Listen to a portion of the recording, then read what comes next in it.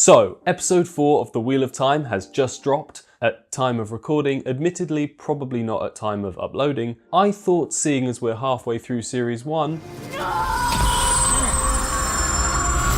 Wipes tear. I wanted to share my thoughts with you guys about the good and the bad of the season so far. What I think is working, what's got me kind of cautious, and what I'm hoping to see in the final 4 episodes. Starting with the positives, and there is a lot to love about this series. I've already talked about how I think the cast is incredible, but I wanted to give a shout out to the writers as well, as the delivery of a line is only half the battle. To me, the sign of good screenwriting is all about the subtext, the meaning behind a piece of dialogue, what a character is omitting, or sometimes when the character isn't saying anything at all. I commend the show for dedicating time each episode to these emotional beats that help to develop relationships between characters, like when Rand and Egwene are looking out over Shadar Logoth, or even when Rand reminds Mat that he's there for him in episode 4. That said, the writers don't drop the ball when it comes to the big pieces of dialogue. I wouldn't be surprised if on the scripts for episode 4 it had tragic backstory episode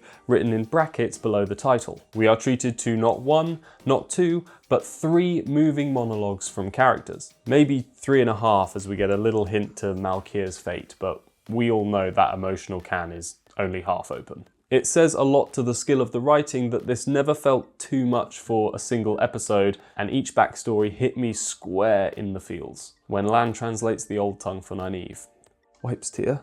Let's talk about the changes, because we all know the process of adaptation means not everything from the books is going to make it into the show in the exact same way, and some things might even get cut completely. I'm not going to go into all of them in detail, but what does give me a lot of hope for the series is that all the changes have some solid storytelling logic behind them. However you look at it, Perrin having a wife that he accidentally kills is a very efficient way of getting across the character's fear of his own strength. Yes, fridging is not cool, and I'm really hoping that they address this in a flashback later on, but we'll get more into future episodes towards the end of this video. And it's not just the difference in details to characters and their backstories, but also the totally new additions to the story. The subplot with Logain in episode 4 is a completely original concept for the adaptation, and instead of simply being an inclusion to show off some early Aes Sedai action or give book readers a bit of a surprise, Logain's story is used masterfully to deliver exposition about Saidin and the Taint, a bond between an Aes Sedai and their warder, and the political mistrust between the Red Ajah and the rest of the White Tower, all in a more compelling and visually interesting way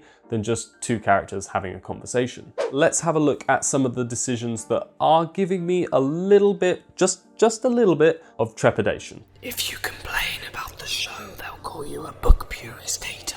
But what if you have legitimate criticism that you want to discuss with fans of the books? My biggest concern with the series so far are the baddies. Look, the Dark One is an omniscient, all-evil entity that spends the entirety of the series locked in a metaphysical prison. In all honesty, not that great a bad guy for a TV show. But he does work through some of the most interesting and morally misguided villains I've had the guilty pleasure of getting to know, the Forsaken. The Forsaken are one of my favourite aspects of the book and really bring a sense of personality to the forces of the dark. This is why I'm not a big fan of this pissed off pumpkin. Of course, it's okay to have some silent villains.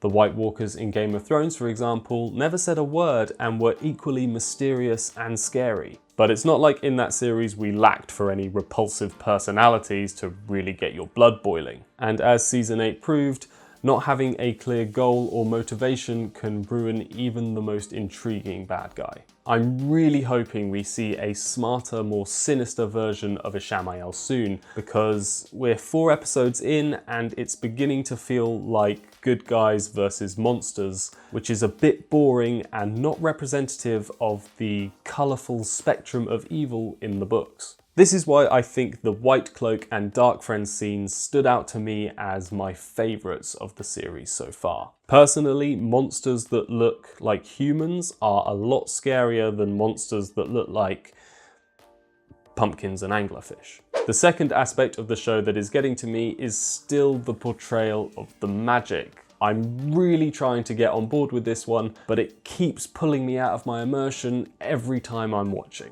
What I don't want to do is criticize the magic because it's not what I envisioned when I read the books. I think the crux of this criticism for me comes down to the direction. I'm okay with the way the weaves look, I'm on board with the silvery strands and hand motions, but as I said in my review of episode 1, it feels a tad too slow, particularly during a battle scene like the one at the end of episode 4. A lot of the time the camera stays on the channeler, and in the same shot we see the weave being summoned and the resulting explosion. For me, this just exaggerates how long the process takes, and it's particularly noticeable when the editing for the rest of the battle is incredibly erratic. I'm assuming in this scene that they were trying to capture the violence from Nynaeve's perspective to convey the chaos of conflict, but if I'm honest, the entire forest fight just came across as confusing to me. I had no concept of numbers or the geography going on. I mean, why wasn't the camp next to the cave they were keeping Loghain in? And the constant swapping of slow shots to multiple cuts and angles of the same bits of action. Like this section here, why do we need 7 shots to show this guy firing an arrow? It was nauseating watching it, and I have a feeling it's going to be even worse editing it. I'm hoping that this is all just teething issues. I'm struggling to think of a TV show or movie that has used magic on this scale in big battle scenes, so it might take some time to get right. But given some of the fights yet to come, I really hope it gets better. Now let's talk about the final 4 episodes and what I'd really like to see. I already mentioned hopefully seeing some flashbacks to Emond's Field before Winternight. We still have some unanswered questions about Perrin's wife, like why wasn't she at Egwene's ceremony, or why was she standing over her husband with a raised hammer as if she'd mistaken him for an anvil. There's also a certain paternal revelation that has been a bit delayed on its journey from the books to the show. From the trailer, we've seen Aiel in the snow and Moraine taking the 3 oaths, and with only a handful of episodes left, this has me wondering if we're going to get a dedicated flashback episode. Let me know in the comments if that's something you'd want to see, or would you rather have them littered throughout the following 4 episodes. I'm also hoping to see a few more world-expanding scenes before the series wraps up. I really loved the opening to episode 4 with Loghain in Ghealdon and almost wish it happened earlier in the season. I know I shouldn't keep comparing The Wheel of Time to Game of Thrones, but it is an example of a show that went big right off the bat, dropping the audience in new locations with new characters several times in the first episode. I think scope is something new fans of The Wheel of Time are going to be looking for, and at the moment it has been quite narrowly focused on the main group, which has been great for getting to know these characters, but hopefully we can also get a glimpse of just how massive and multicultural Robert Jordan's world is and get everyone seriously hyped for season 2. So those are my thoughts on the season so far. Overall, the show has got me spending every week counting down to Friday, which actually isn't that different from a regular week, but you know what I mean. Undoubtedly, the best thing about the TV show is being able to talk to my friends and family about a series that I have adored for ages and hear their opinions on characters and locations that I love. It's been brilliant to see so many new fans give their thoughts and opinions on the series, and I can't wait for this community to keep on growing. Speaking of community growing, as always, please do like and share this video with all of your fantasy fanatic friends, and let me know what you're thinking of the series so far in a comment down below, because I just love chatting to people about the series. I just love it. I just think it's great. It's fantastic. It's the best. And please do hit that subscribe button if you would like to see more content like this. Thanks guys, and I'll see you next time.